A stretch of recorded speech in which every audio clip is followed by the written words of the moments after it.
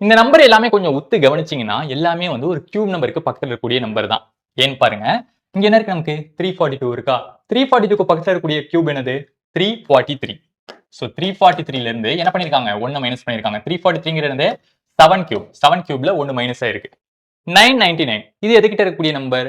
1000. 1000ங்கிறது ஒரு cube number தான். 1000ல இருந்து என்ன பண்ணிருக்காங்க? 1 மைனஸ் பண்ணிருக்காங்க. அதாவது 10 கியூப் மைனஸ் 1.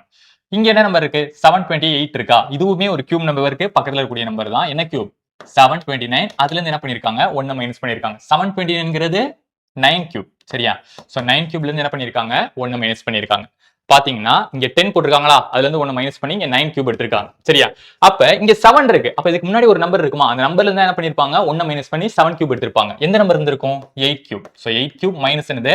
1. 8 கியூப்னா என்னது நமக்கு? 512. அதுல இருந்து 1 மைனஸ் பண்ணா 511. சோ ஆப்ஷன் டி என்பது நமக்கு சரியான விடை. இதே மாதிரி உங்களுக்கு இன்னொரு கேள்வி டிஸ்ப்ளே பண்றேன். இந்த கேள்விக்கு நான் ஆன்சர் என்ன அப்படின்னு உங்களுக்கு தெரிஞ்சா அதை கமெண்ட்ல பதிவு பண்ணுங்க. இதே மாதிரி நியூஸ்லான வீடியோக்கு நம்மள ஃபாலோ பண்ணிக்கங்க. நன்றி.